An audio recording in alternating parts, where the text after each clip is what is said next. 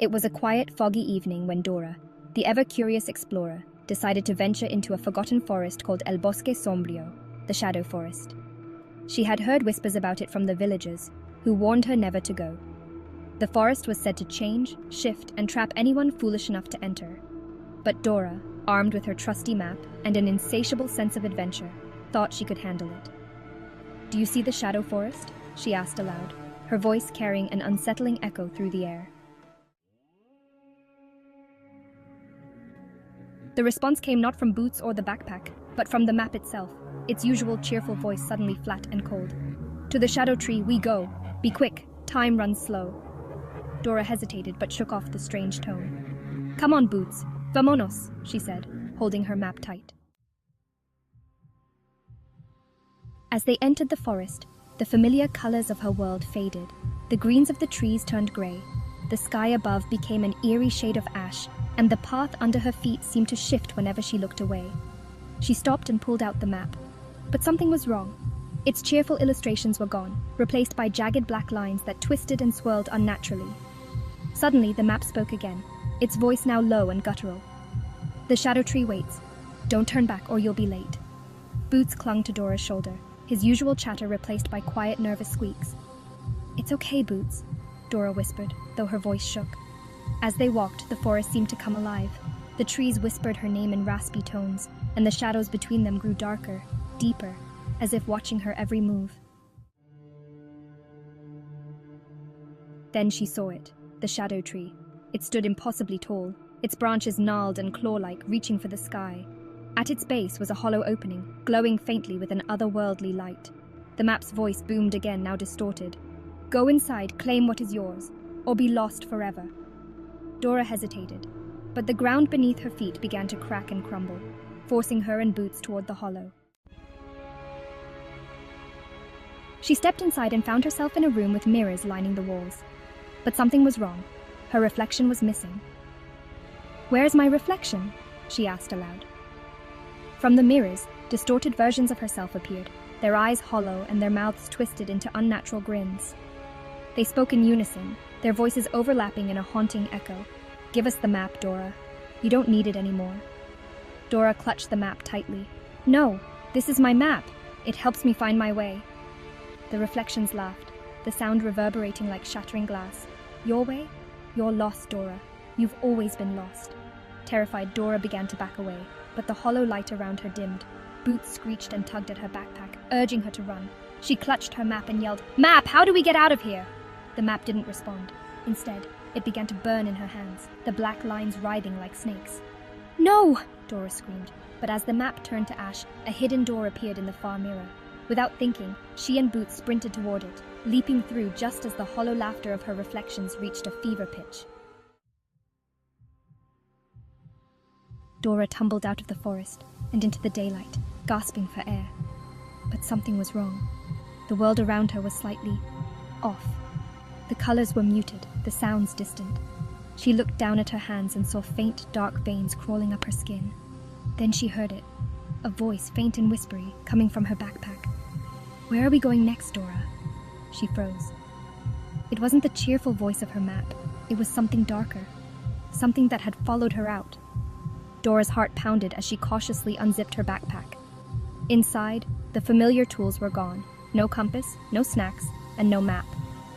Instead, a tattered black notebook sat in its place, its cover embossed with a strange, shifting symbol that seemed to pulse like a heartbeat. With trembling hands, she opened it. Pages filled with scribbled maps of twisted landscapes and cryptic messages stared back at her.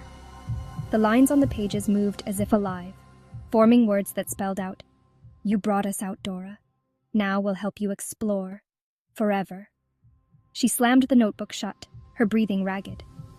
"This isn't happening," she whispered, clutching Boots tightly. But when she looked at her companion, her stomach churned. Boots' once bright eyes now glowed faintly red, and his fur had taken on a shadowy hue. "Dora," Boots said, his voice distorted and hollow. "We have so many places to see. Don't you want to explore with me?" "No!" she shouted, backing away. But as she turned to run, the world around her seemed to shift. The trees warped and stretched. The ground beneath her feet cracked, revealing a void of swirling darkness below. she realized with growing horror that she wasn't back in her world. She was still in El Bosque Sombrio, but now the forest was spreading, infecting everything it touched. Voices echoed all around her, low and taunting. "Keep exploring, Dora. You'll never find your way out." Desperate, Dora reached into her backpack, searching for anything useful. Her hand closed around the notebook again, which was now warm to the touch, almost as if it were alive. She hesitated, then opened it once more.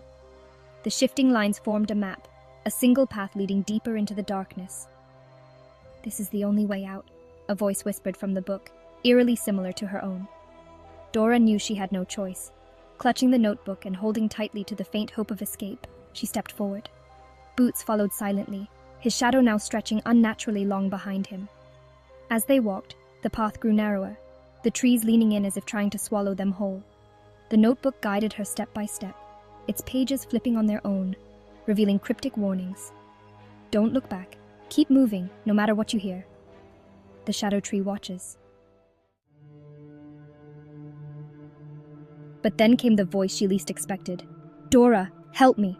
She froze. It was her own voice, calling from somewhere behind her. She instinctively turned and regretted it instantly. There, standing among the shadows, was herself. Another Dora, identical in every way except for the dark, hollow pits where her eyes should have been. The shadow Dora grinned, stepping closer, her voice echoing unnaturally. "You can't escape. You belong to us now." The ground beneath Dora cracked, and tendrils of shadow began to crawl up her legs. She screamed, clutching the notebook tightly. Desperation surged through her as she flipped through the pages, searching for anything that could save her. Finally, at the very end, she found a single word written in bold, fiery letters. "Burn." Without thinking, Dora reached into her backpack, grabbed a match she had forgotten she'd packed, and struck it. The notebook burst into flames, its pages curling and disintegrating into ash. The shadows around her shrieked, recoiling as the light of the fire grew brighter and brighter. The world began to collapse, the forest dissolving into a swirling void of light and darkness. Dora clung to Boots as everything around her was consumed by the blaze. When she opened her eyes again, she was back in the village, lying on the ground beneath the warm sun. The forest was gone, replaced by a barren field of ash. Boots sat beside her, his fur and eyes normal once more, though he seemed shaken. Dora stood, brushing herself off. She reached for her backpack, but it was empty. No map, no tools, no notebook. She looked at the horizon, where the faint outline of the shadow forest lingered, its edges smoldering as if waiting for her return. And from the faint wind came a whisper. "We'll be waiting, Dora. You'll explore again, soon."